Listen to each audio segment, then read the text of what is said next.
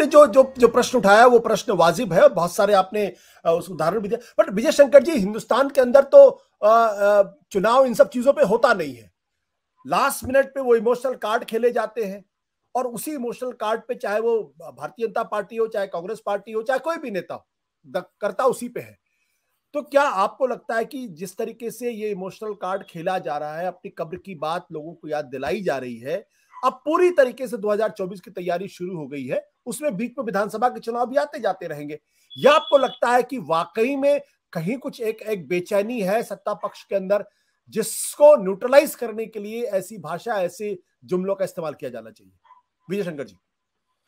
देखिए आशुतोष जी, सबसे पहले तो मुझे आश्चर्य होता है कि कोई भी बड़ा नेता ये बात कैसे कह सकता है कि विपक्ष उसकी कब्र खोदने में लगा। विपक्ष का काम ही उसका कब्र खोदना है, क्योंकि विपक्ष है। उसको तो उसकी सारी कमियों को उधारना और उसको हटाना, उसकी जगह खुद बैठना, यही तो विपक्ष का धर्म है। तो वो तो कब्र खोदेगा ही खोदेगा। अब बात इस पर आती है कि ये कार्ड खेलने की जरूरत क्यों पड़ती है। देखिए आशुतोष जी, हम लोग बहुत समय से चुनाव को देख रहे हैं, और करीब 40 साल जब मैं सेवा में था तब से कई सरकारें आई गई। सभी की मजबूरी है कि वो कभी भी मुख्य आधारों पर कभी चुनाव नहीं लड़े, हमेशा इमोशनल कार्ड्स खेलकर सब लड़े। चाहे वो जाति को लेकर हो, चाहे धर्म को लेकर हो, चाहे गरीबी को लेकर हो, चाहे वो किसी व्यक्ति की पूजा के विरोध की बात को लेकर हो, सबने यही किया।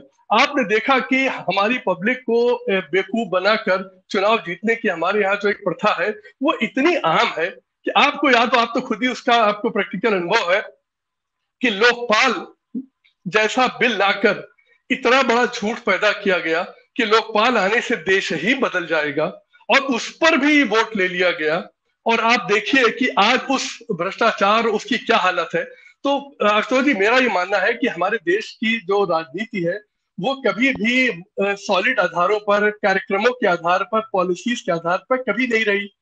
आप ये देखिए, जो लोगों के एजेंडे उठा के देख लीजिए, उनके घोषणा पत्र उठा के देख लीजिए, आप पाएंगे कि इक्का दुक्का वाक्य इधर उधर हो जाए तो बात दूसरी है कि कोई जाति के ऊपर आधारित पार्टी हो तो कुछ एक दो चीजें ऐड कर देगी, धर्म पर आधारित पार्टी कुछ एक दो चीजें ऐड कर देगी।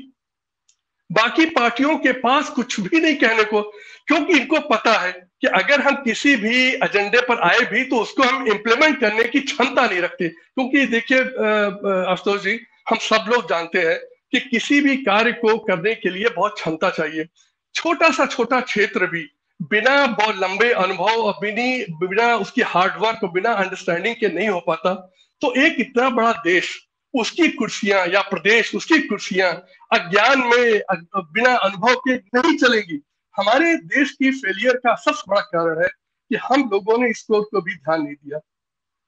जो एक ऐसे नारों को लेकर, इमोशनल चीजों को लेकर हम लोग चुनाव लड़ते रहे और जीतते रहे। आप याद होगा आपको सन 69 में जब कांग्रेस पार्टी जब विभाजित हुई, तो इंदिरा गांधी जी ने, जिनका आपने नाम लिया, उन्होंने एक तरह से जो कांग्रेस ओ थी उसको ये सिद्ध कर दिया कि ये तो पूंजीवादियों की पार्टी है, और हम तो देखो गरीबों के साथ हैं। गरीबी हटाओ का नारा लेकर आ गई वो सन 71 में, और लैंडस्लाइड मेजोरिटी उन्होंने ले ली।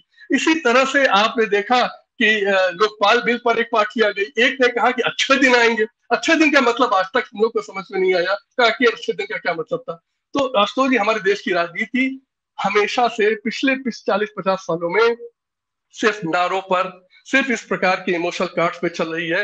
मोदी जी उनसे अलग बिल्कुल नहीं है, और उन्हें पता है कि उनके पास पिछले 9 सालों में दिखाने के लिए काफी कुछ है नहीं, इसलिए जनता के पास जाने के लिए वही इमोशनल कार्ड चाहिए, तभी शायद इनके नैया पार हो पाए।